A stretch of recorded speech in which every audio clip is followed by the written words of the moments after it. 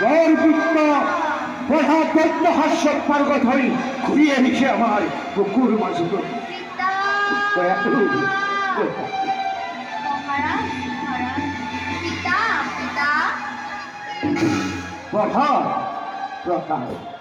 দৈত্য হাস্যত পাৰ্গত হৈ ঘূৰি আহিছে মোৰ বুকুৰ মাজত। কোৱাচোন বাছা, কি কিনো শিকিলা? শ্ৰীহৰিৰ বাহিৰে একোকে শিকিব শ্ৰীহৰিৰ বাহিৰে একোকে শিকিবা? আপুনিও শ্ৰীহৰিৰ শৰণ লওক পিতা, তেওঁ আপোনাক নিশ্চয় সহায় কৰিব।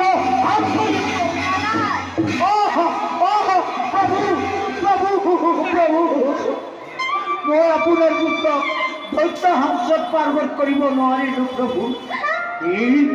নোৱাৰিলো প্ৰভু। তেনেহলে তোমাৰ পুৰস্কাৰ।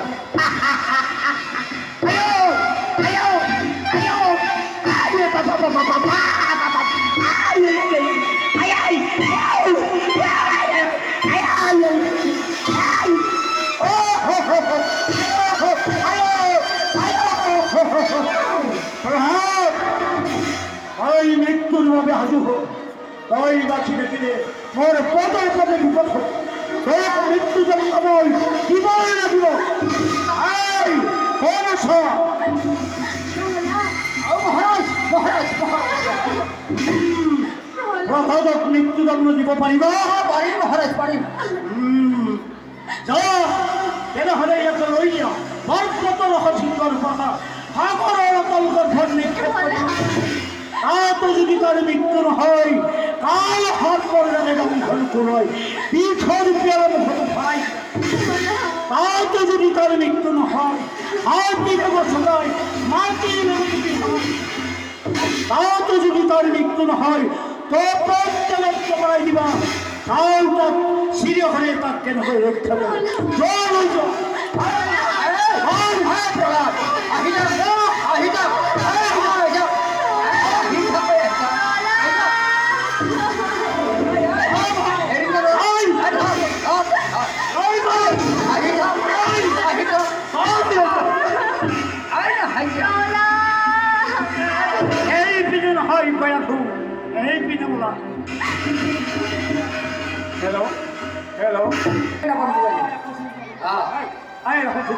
তই এই পিনে চা আৰু মই ভালদৰে চাবি।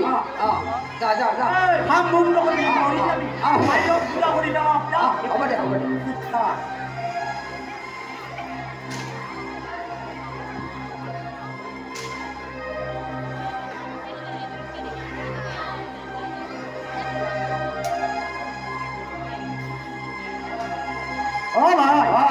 বিচাৰি পালি নাই? নাই বহ বিচাৰি নাপালো। এইবাৰ আগুৱাই আগুৱাই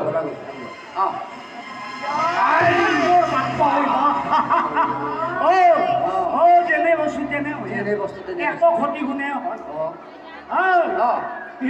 ই ইমান সহজত নমৰে। ইমান ওপৰৰ পৰা পেলাই দিলো তথাপিও নমৰে। এই ৰজাই কি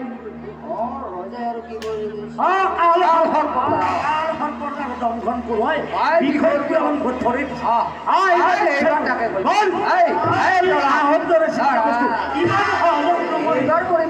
বেছিকে দিছো বেছিকে দিছো সোনকালে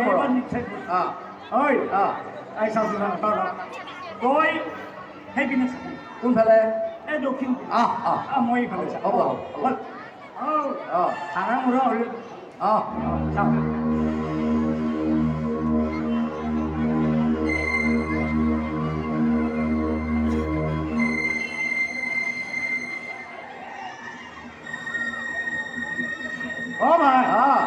বিচাৰি ফালে পালে নাই? নাই একো বিচাৰি নাপালো। নাপালি? কহো দেখা নাপালো।